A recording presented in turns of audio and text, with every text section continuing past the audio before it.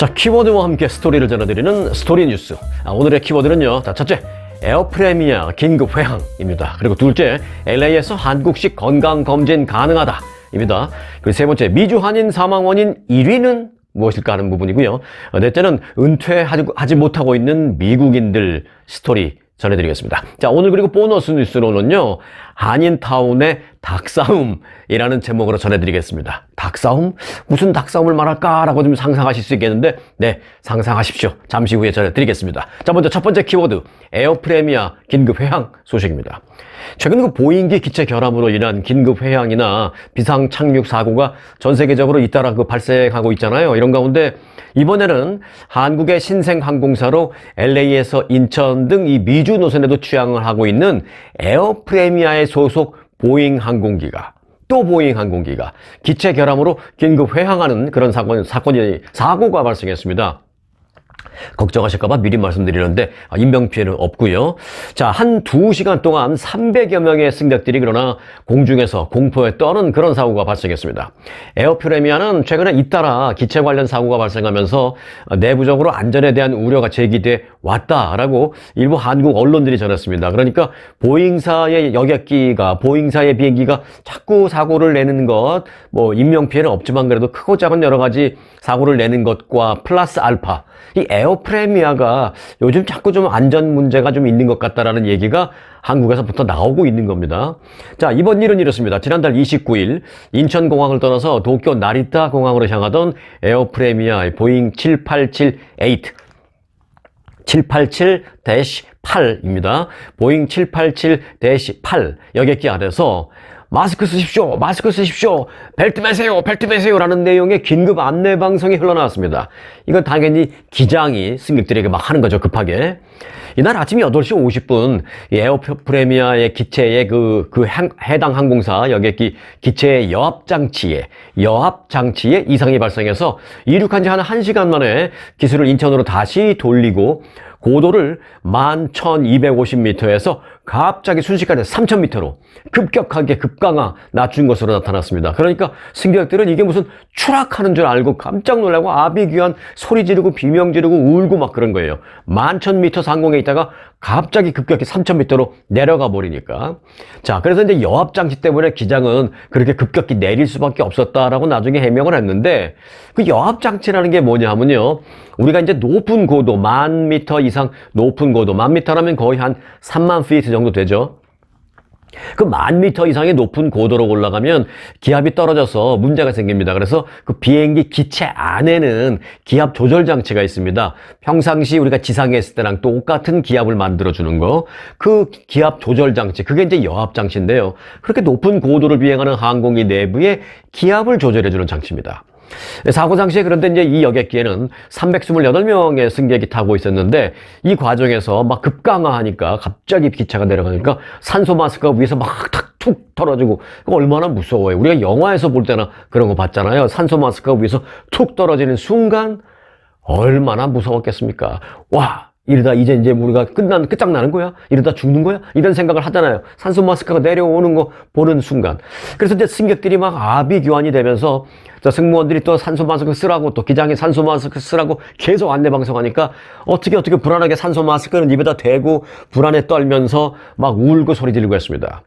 해당 여객기는 그 와중에 이제 결국은 이제 한 2시간 만에 다시 나리타로 가다가 인천공항에 다시 돌아가서 착륙을 했습니다. 다행히. 그 과정과 관련해서 이제 한 탑승객은 이렇게 말했습니다.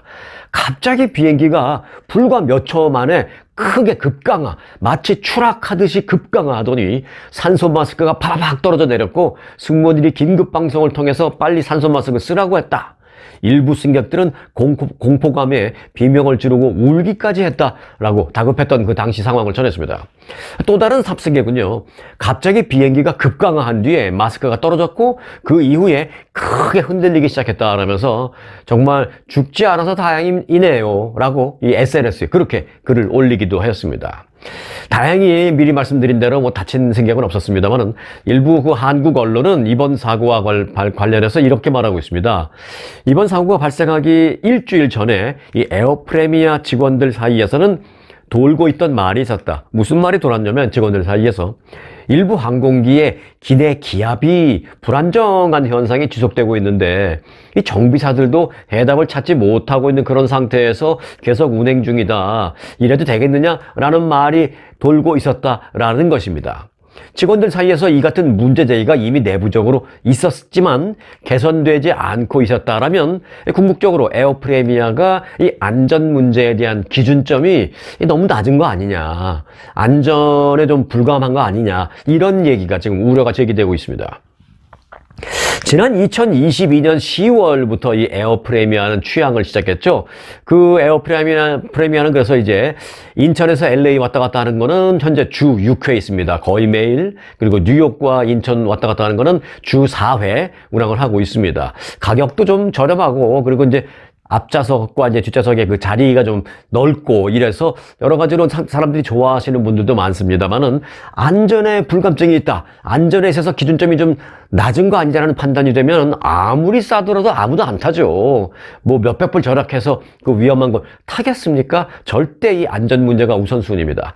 에어프레미아에 따르면 이 미주 노선에 투입되는 기종은 그러나 이번에 그 문제가 됐던 보잉 787-8과는 다른 장거리용 787-9이다. 이렇게 밝히고 에어프레미아는 여하튼 이번 일에 대해서 사과를 합니다만 우리 에어프레미아는 안전이 최우선으로 하고 있다는 것은 다시 한번 말씀드린다. 뭐 이렇게 말은 했습니다. 하지만 결과로 보여줘야죠. 말은 모두가 못하겠습니까? 두 번 다시 이런 회항하는 일이 없도록 안전 문제 철저하게 정비하고 떠나는 그런 에어프레미아가 됐으면 좋겠다라는 말씀에 첫 번째 키워드를 말씀드렸고요. 자, 이어서 두 번째 키워드. LA에서 한국식 건강검진 가능하다입니다. 지금 당장은 아니고요. 아마 내년부터 가능할 겁니다. LA 지역에 한국형 건강검진센터가 들어설 예정입니다. 기독의료상조회를 운영하고 있는 LA의 SL재단이라고 있습니다. 이 SL재단이 최근에 서울대병원 그리고 분당서울대병원과 함께 공식 자문 계약을 체결하고 이 LA 인근 한 20분, 30분 정도 거리에 떨어져 있는 한인들도 굉장히 많이 살고 있어요. 마켓도 몇 개씩이나 있어요. 그 세리토스라는 지역에 이 한국형 건강검진센터를 만들기 위해서 공사를 시작했다라고 밝혔습니다. 지난달 24일 분당서울대병원하고 이 SL재단은 한국의 그 분당서울대병원에 가서 미팅을 했습니다. 김영태 서울대병원장도 참석했고 또 송정한 분당서울대병원장 그리고 미국에서 간 SL재단의 박도원 회장 등 양측의 관계자들 한 20여 명이 참석해서 MOU를 교환했어요. 이 LA 건강검진센터 설립을 위한 자문 계약 요걸 체결했습니다. 이에 따라서 이제 분당서울대병원은 전문 자문단을 구성해서 LA의 그 한국식 건강검진센터가 세워질 경우에 필요한 인력이라든지 뭐 장비라든지 시스템을 어떻게 해야 되는지 뭐 직원 교육 등 어떻게 해야 되는지 이런 것들을 설립과 또 운영에 필요한 여러 가지 것들을 전방위적으로 자문을 해주기 위해서 계약을 했다. 라고 밝혔습니다. 서울대병원의 김영태 원장은 세계 최고의 의료산업의 중심지인 미국에 한국형 우수한 건강검진센터가 성공적으로 진출할 수 있도록 우리가 최선을 다해서 돕겠다라고 말했습니다. 돕기만 하는 것이 아니라 서로 사업을 연계해서 하겠다라는 것입니다. 미주 한의사회에 양질의 한국식 의료 서비스를 제공하면 물론 미국에서 한국 의료 시스템의 위상을 높일 기회가 되기를 바란다. 그리고 미국에서 굳이 한국의 그 건강검진 받으러 들어오고 하는 이런 일도 줄어들 수 있도록 미국에서 바로 한국식 최고의 그 건강검진을 받을 수 있도록 그렇게 만들어 드리겠다라고 말했습니다. 그 LA에 있는 그 SL재단은요, 이 검진센터 설립을 위해서 지난해 11월 이 세리토스라는 지역에 연면적 무려 20만 스퀘어피트 상당의 9층짜리 건물을 샀습니다. 그래서 이제 1층과 2층을 검진센터로 활용하기 위해서 이제 공사 준비 작업에 이미 착수했다라고 밝혔습니다. 내년에 개원을 목표로 하고 있다라고 하는데요. 이 검진센터에는 그 우수한 의료진과 뭐 MRI라든지 뭐 CT라든지 최첨단 의료 장비 시설을 다 갖춰서 미국에서 최첨단 한국형 원스톱 건강검진 서비스를 제공하겠다라고 밝혔습니다. 또한 LA 건강검진센터에서 검진을 받은 후에 예를 들어서 좀 추가 정밀 검사가 필요합니다라는 소견이 나왔다든지 아니면 뭐 예를 들어서 꼭 암이든 뭐 암이 아니든 이 부분은 좀 치료를 좀 빨리 하셔야 될 것 같은데요 라는 어떤 그런 결과가 나왔을 때, 치료가 필요한 결과가 나왔을 때 한국의 서울대병원이나 또는 분당 서울대병원에 바로 LA에서 그 자리에서 진료 예약을 바로 잡아줄 수 있는, 그러니까 한국 가서 치료받고 싶다라는 의사를 표현했으면 그 한국의 서울대병원 예약을 잡아줄 수 있는 그런 시스템도 구축하겠다라고 밝혔습니다. 검진을 이 LA에서 한국식으로 건강검진 받고 문제가 생겼을 경우에 나 서울에서 치료받고 싶은데요 하면 바로 예약도 잡아주고 그래서 날아가서 서울에서 치료받고 돌아오실 수도 있고요. 네, 그렇게 될 경우에는 이제 서울에서 의료보험을 갖고 있으면 더더욱이 좋겠죠. 금상첨화겠죠. 한국에서 의료보험 혜택을 어떻게 받을 수 있는지에 대한 부분은 제가 얼마 전에 이제 영상으로 올리고 다 했으니까 제가 오늘 뒤쪽에 그 관련 영상을 좀 링크를 시켜드리도록 하겠습니다. 자, 이어서 세 번째 키워드입니다. 미주 한인 사망 원인 1위는 입니다. 미주 한인의 사망을 초래한 발병 원인 가운데 1위는요, 암인 것으로 조사됐습니다. 이게 이제 우리는 뭐 당연하지 않겠어? 나도 그렇게 생각했는데 뭐 많은 분들이 그렇게 생각하시겠습니다만은 미국 전체적으로 놓고 보면 1위는 암이 아니에요. 미국 전체적으로는 1위가 심장병입니다. 자, 어찌됐든 미국 암협회가 발표한 그 아시안 아메리칸 건강보고서에 따르면 한인의 주요 사망 이유는 암이 1등으로 꼽혔습니다. 이는 그 미국 암협회가 지난 2년간 미주 한인 사망자 16,000여 명을 대상으로 조사를 실시한 결과인데요. 이 기간 동안에 한인 사망자 가운데 3,737명이 암으로 숨졌습니다. 이어서 두 번째 사망 원인은 미국 사람들 1위인 심장병입니다. 그리고 이제 세 번째가 코비드-19. 이건 이제 시간이 지나면 뭐 없어지겠죠. 그리고 네 번째가 심혈관 질환, 그리고 다섯 번째가 알츠하이머 등의 순이었습니다. 이 암으로 인한 사망자 가운데 한인 남성들만 좀 따로 추려보면 남성, 여성 많이 다릅니다. 자, 한인 남성에게는 결장암, 그리고 직장암, 폐암, 전립선암 이 네 가지 암이 14%로 똑같이 많았습니다. 그리고 이어서 위암이 10%로 그 뒤를 이었습니다. 자, 한인 여성들의 경우 다릅니다. 유방암이 32%로 가장 많았습니다. 이어서 폐암과 결장암, 직장암이 똑같이 10%, 그리고 갑상샘암이 6% 등의 순이었습니다. 이 암 발병 후 5년 이상 생존율을 조사했는데요. 한인의 경우에 생존율은 60%로 나타났습니다. 자, 이는 이제 인도계 70%, 백인계 69%보다는 좀 낮은 수치고, 베트남계 56%, 그리고 라오스계 41%보다는 좀 높은 수치로 나타났습니다. 이 암을 종류별로 보면 5년 후에 한인의 생존율은 전립선암의 경우가 가장 높아요. 93%로 비교적 높은 생존율을 보였습니다. 그리고 유방암이 생존율이 91%, 결장암 및 직장암 63%, 간암이 여기서부터 이제 뚝 떨어집니다. 29%, 그리고 폐암이 28% 등의 순으로 조사되었습니다. 이 보고서에서는 암은 전국에서 두 번째로 많은 사망 원인이지만 이제 미국 사람 다 같이 봤을 때 한국 사람은 첫 번째지만 뭐 미국 사회에서 조사한 거니까 암은 전국에서는 두 번째로 많은 사망 원인이지만 한인을 비롯한 중국계나 필리핀계, 베트남계 등 아시안계에서는 암이 이게 1위를 기록했다 이렇게 첨언이 그렇게 적어져 있었습니다. 이제 왜 그런지는 모르겠다. 그렇지만 이제 아시안 쪽 사람들은 심장병보다는 암이 더 많았다라는 그 내용입니다. 뭐 여러 가지로 해석할 수가 있겠죠. 뭐 아시안 사람들이 암에 좀 약한가? 뭐 그렇게 생각할 수도 있지만 제가 볼 땐 그게 아니고요. 이 백인 계통 사람들이 심장병이 더 많다라는 것은 아무래도 뭐 비만율도 많고 뭐 운동량도 좀 적을 수도 있고 활동량이 좀 적을 수도 있고 또 그래서 이제 백인 계통비 전국적으로 봤을 때 심장병 쪽이 좀 약한 거가 아닌가 그렇게 생각이 됩니다. 뭐 한국 사람을 비롯해 아시안 계통 사람들은 그렇게 미국 사람처럼 뭐 엄청나게 비만하거나 뭐 그런 경우도 좀 적고 또 좀 날렵하잖아요. 아시안 사람들이, 한국 사람들도 그렇고 또 활동량도 많고 또 챙겨서 운동하시는 분들도 많고 그래서 아무래도 심장병 쪽에는 일반적인 것보다는 조금 더 건강하지 않을까. 그래서 이렇게 순위가 바뀐 것이지 이게 내려와서 이게 올라간 게 아닌 거다. 저는 개인적으로는 그렇게 생각하고 있습니다. 자, 네 번째 키워드로 바로 가겠습니다. 은퇴 못하는 미국인들입니다. 50세 이상 미국 성인의 4분의 1 이상이 경제적인 이유로 절대 은퇴하지 않을 것이다 라고 답변을 했습니다.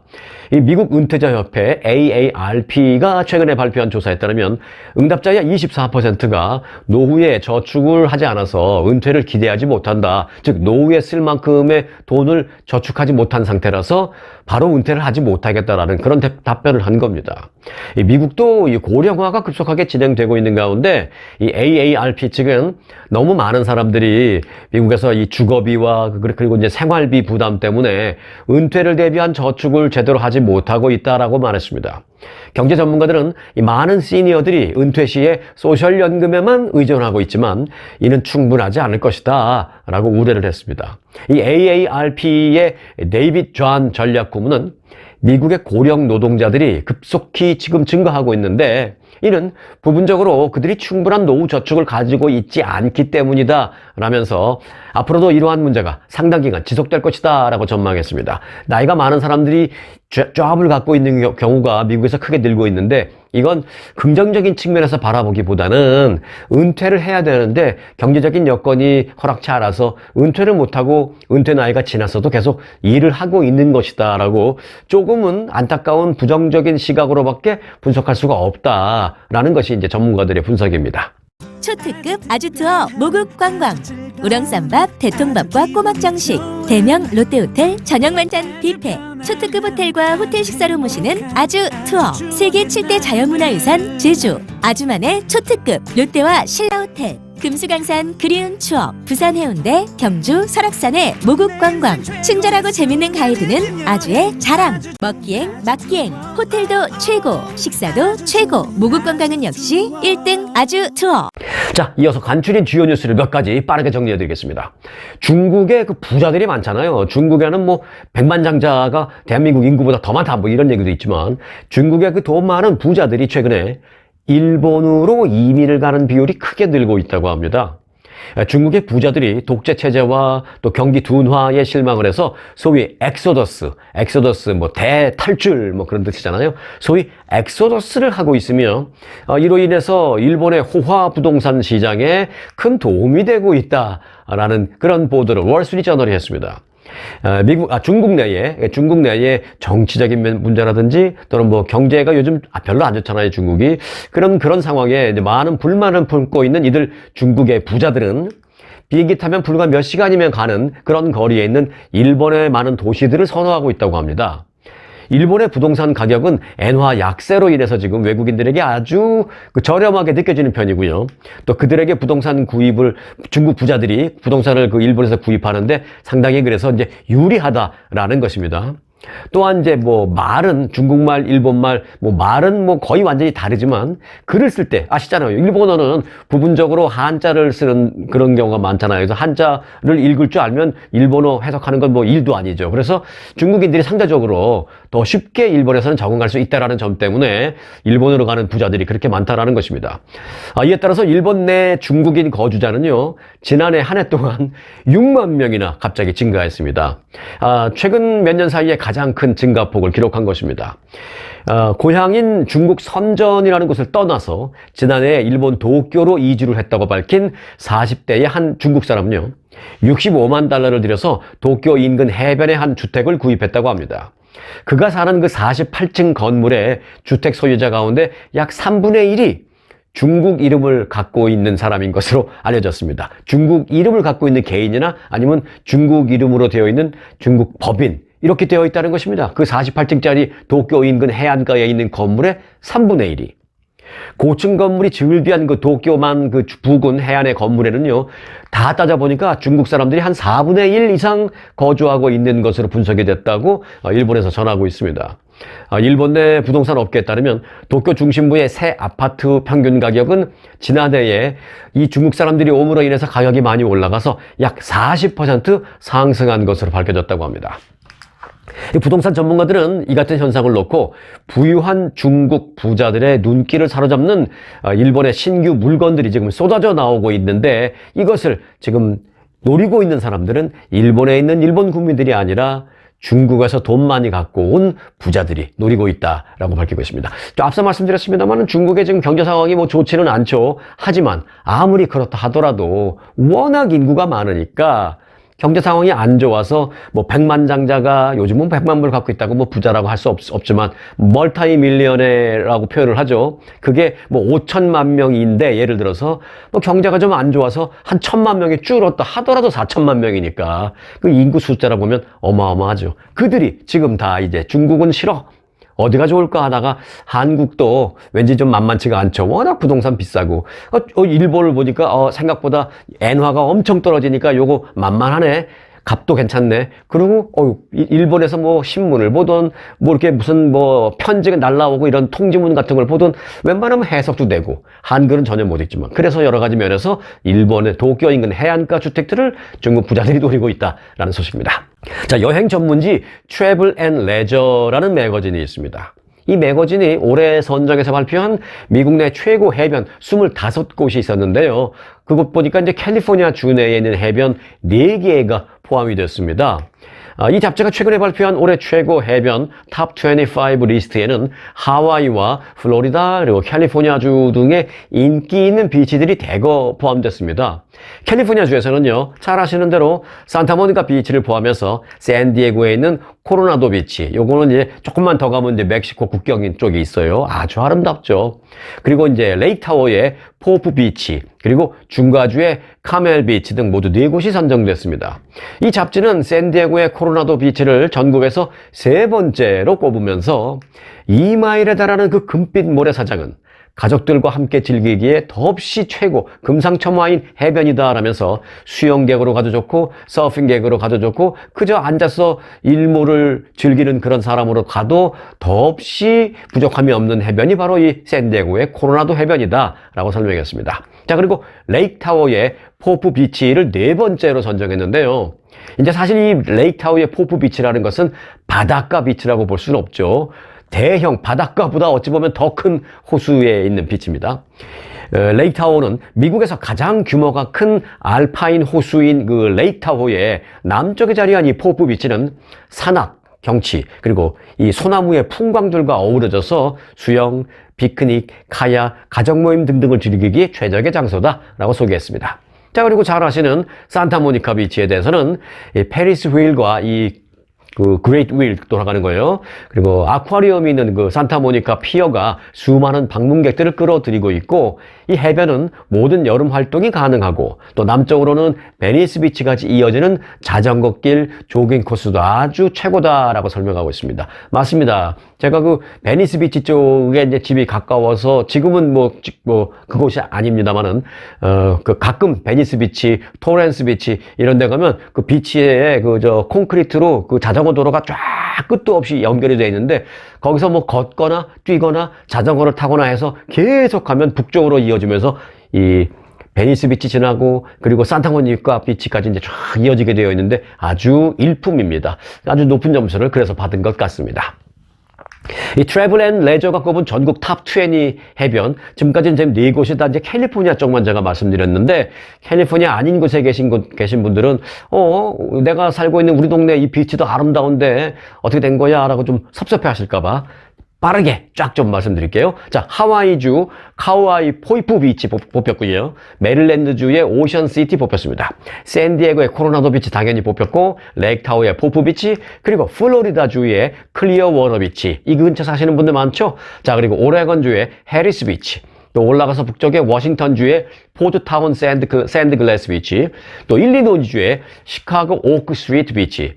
그리고 하와이주의 하일로 칼 스미스 비치. 또 노스캐롤라이나주의 라이트스빌 비치, 또 미시간주의 그랜드 헤이븐 주립공원 비치, 또 산타모니카 비치, 또 콜로라도주의 그레이트 샌드 둔스 국립공원 메다노 크릭 비치, 또 미네소타주의 둘루스 파크 포인트 비치, 매사추세츠주의 클로러스 굿 하버 비치, 뉴욕주의 퀸즈 로커웨이 비치, 버몬트주의 바론 크리스탈 레이크 주립공원 그 비치, 또 엘라바마주의 걸프 쇼즈 퍼블릭 비치, 뉴저지주의 에스베리 파크 비치, 카멜 비치. 카멜 비치는 이제 캘리포니아 중가주에 있는 거고요. 옛날에 그 클린트 우스트우드라고 유명한 영화 배우가 카멜시의 시티 메이어, 시장 했었죠. 그래서 아주 유명하죠. 그런데 이제 미국 사람한테 가서 카멜 비치 어딘냐고 물어보면 아무도 못 알아듣습니다. 캐멀 비치라고 그래요. 캐멀 비치. 자, 그리고 사우스캐롤라이나주의 힐튼 헤드 코크니 비치 파크, 또 워싱턴주의 시애틀 얄카이 비치, 그리고 코네티컷주의 뉴 런던 오션 비치, 또 뉴욕주의 브루클린 코니 아일랜드 비치 등등이 선정됐다라는 말씀드립니다. 자, 이어서 보너스 뉴스 전해드리겠습니다. 오늘 보너스 뉴스는 앞서 예고해드린 대로 제목은 이렇습니다. 한인타운의 닭싸움입니다. 네, 닭싸움도 종류가 여러 개 있죠. 다리 한쪽 들고 하는 것도 있는데 지금 이거는 사람들 간의 싸움이 아니고, 자, LA 한인타운의 이 치킨집들의 치열한 전쟁터로 한인타운이 변하고 있다라는 보도입니다. LA 한인타운 지역의 그 치킨 전문점은요, 닭싸움이라는 게 이제 그 얘기예요. 치킨 전문점들의 싸움, 경쟁. 한인타운 그 조그만데 한 30곳이 넘는 것으로 지금 밝혀졌습니다. 그냥 다닥다닥 치킨집이 붙어 있는 거예요. 좁은 한인타운 지역에 뭐 대형 프랜차이즈 치킨집뿐만이 아니라 개인적으로 운영하는 치킨집은 물론 또 한국 브랜드의 치킨집, 게다가 KFC 등 미국식 치킨집 뿐만 아니라 이 멕시칸 스타일의 치킨집 등 아주 치킨집이 빼곡하게 몰려 있습니다. LA 한인타운에 위치한 한국식 치킨집은 21개로, 이제 한국식 치킨 21개, 그리고 나머지 10몇 개가 이제 KFC 등 미국식이나 아니면은 멕시칸식 이런 거죠. 자, 한국식 치킨집은 21개로 한국의 유명 치킨 프랜차이즈인 무슨 뭐 교촌 치킨 잘 아시죠? 그리고 뭐 굽네 치킨 등등을 비롯해서 라이스 치킨, 또 스타크 핫 치킨, 투존 치킨, 마녀 치킨, 꼬끼요 치킨 등도 성업적입니다. 아, 나 생전 처음 들어보는데? 그런 치킨집? 이렇게 생각하시는 분들도 계시죠? 예, 저도 이 중에서 몇 개는 좀 생소합니다. 자, 치킨 메뉴도 아주 다양합니다. 프라이드 치킨, 양념 치킨. 미국에는 웬만하면 다 이제 프라이드 치킨 먹잖아요. 그런데 이제 한국은 종류가 다양하죠. 한국에서는 한 가지 치킨만 먹는 사람 거의 없죠. 최소한 2가지 먹죠. 어떻게 드시겠어요? 프라이드 양념 반반이요? 네, 당연하죠. 반반 치킨. 그 반반 치킨이라는 건 뭐냐? 양념 반, 프라이드 반. 이렇게 반씩 half and half 해달라는 것이죠. 여하튼 프라이드 치킨, 양념 치킨, 또 간장 치킨. 또 다른 것은 간장 어니언 치킨도 있습니다. 그리고 갈릭 치킨. 그리고 한국식이죠. 이건 닭강정. 그리고 치즈 치킨 등 이 한 가게당 최소 제일 적은 메뉴가 4개. 그리고 많은 메뉴는 24개의 메뉴를 갖고 있는 것도 있다고 합니다. 소스의 종류도 다양합니다. 그래서 소스 대결도 지금 벌어지고 있는데요. 가장 보편적이면서도 미국적인 스윗 칠리 소스를 비롯해서 갈릭 소스, 테리야키 소스, 또 레몬 페퍼 소스, 치즈 소스 등등등 아주 다양합니다. 가격은 라지 사이즈 프라이드 치킨이 20불에서 비싼 건 35불까지도 다양합니다. 가격 역시.